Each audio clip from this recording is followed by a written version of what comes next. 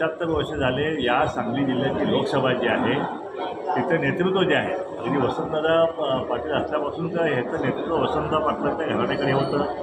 त्यानंतर हे सदा ह्या वसंतदादा पाटलांच्या घराण्याकडचं नेतृत्व राहू नये म्हणून त्या ठिकाणी दुसरं एक घराणं जे आहे त्या ठिकाणी याला पाडापाडीचं राजकारण जेहेतू सुरू झालं आणि या जिल्ह्याची अक्षरशः अवतळा झाली.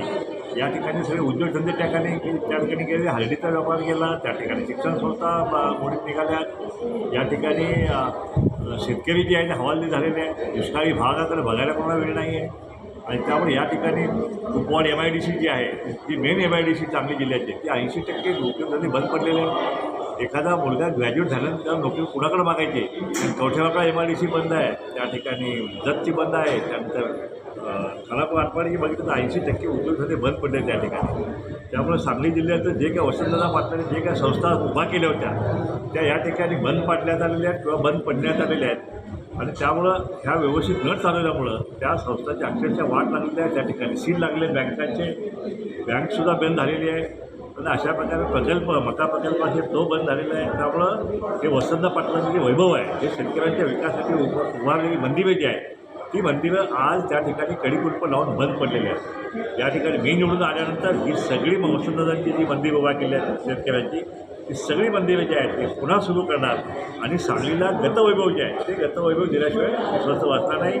या जिल्ह्यामध्ये 12 लाख OBC मतदार आहेत आणि त्यामुळं माझी उमेदवारी जी आहे ते OBC बहुजन पार्टीच्या वतीनं आहे आणि OBCच्या आरक्षणाचा लढा आम्ही त्या माध्यमातून मतपेटीत आम्ही लढत आहे.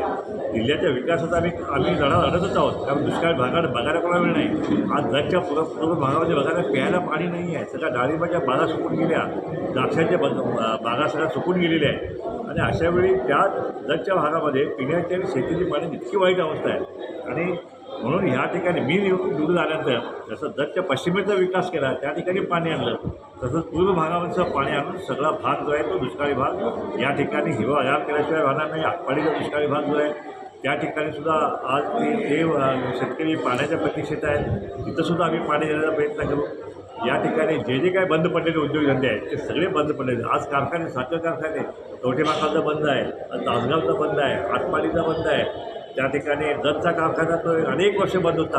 आत्ता एका धनधान्याने जिल्ह्याच्या नेत्याने त्या दिवसाढवळ्यात तो कारखाना जो आहे तो लिलावात विकत घेतला आणि त्या जतच्या शेतकऱ्यांचं एक वैभव होतं, त्याचं एक पवित्र मंदिर होतं, विकासाचं साधन होतं, केंद्र होतं, ते सुद्धा ते दिवसाढवळ्याचा जो लिलाव झाला आणि त्या शेतकऱ्याच्या हातात तो कारखाना आता काढून घेण्यात आलेला आहे. अशा प्रकारे या जिल्ह्यामध्ये या धनदांडग्याने अक्षरशः हैदोस घातलेला आहे. त्यामुळे जनता हवालदिल झालेली आहे, त्यांना आता बदल हवा आहे आणि त्यामुळं हे जे माझं विकासाचं जे रोल म्हटलं एक नवीन 10,000 कोटींचा प्रकल्प जो आहे तो या ठिकाणी मी आणल्याशिवाय राहणार नाही आणि इथल्या तरुणाला जे आहे इथंच रोजगार कसा निर्माण होईल यासाठी मी नक्कीच प्रयत्न करेन आणि हा जिल्हा जो आहे पुन्हा सुखराम बनवून वसंतदादाचं वैभव जे आहे गतवैभव पुन्हा प्राप्त केल्याशिवाय प्रकाश शेट्टी स्वस्त बसणार नाही. या ठिकाणी मी संपूर्ण जिल्ह्याचा दौरा केला आहे, त्यामुळे कुठेही या ठिकाणी भाजपची लाट नाही आहे. या ठिकाणी मोदीची लाट नाही आहे किंवा मोदीची गॅरंटीसुद्धा नाही आहे किंवा राम मंदिरची लाटसुद्धा नाही आहे. आता या ठिकाणी भाजपच्या अशी अवस्था आहे की त्यांना अख्ख्या देशातून मोठमोठे त्या ठिकाणी नेते इथं आणावं लागत आहेत. आमची लढाई आमच्यासाठी कुणी नेता नाही, आमची लढाई जनता या ठिकाणी लढत आहे आणि त्यामुळं ही लढाई जी आहे प्रस्थापिताविरुद्ध विस्थापिताची लढाई जी आहे ती या सांगली जिल्ह्यामध्ये आहे आणि या ठिकाणी बहुजनांची लढाई जी आहे बहुजनाला सत्ता संपादन सत्तेत नेण्याची लढाई जी आहे ही माझ्यापासून या सांगलीत या ठिकाणी लढत होत आहे आणि या सांगलीमध्ये जर मी खासदार झालो तर या सांगली जिल्ह्यातील 4 आमदार जे आहेत ते OBCचे त्या ठिकाणी मी निवडून आणल्याशिवाय राहणार नाही. या जिल्ह्याचं राजकीय परिवर्तन जे आहे राजकीय गणित बिघडणारी ही निवडणूक आहे आणि म्हणून या ठिकाणी 3 प्रस्थापित आणि 1 विस्थापित OBC नेता या ठिकाणी लढत घेत आहे. त्यामुळे माझा विजय जो नक्की आहे त्या ठिकाणी होणार आहे आणि या जिल्ह्याचं भविष्यातलं राजकारण जे आहे ते सगळं OBC बहुजन मागासवर्गाच्या हातामध्ये आल्याशिवाय राहणार नाही.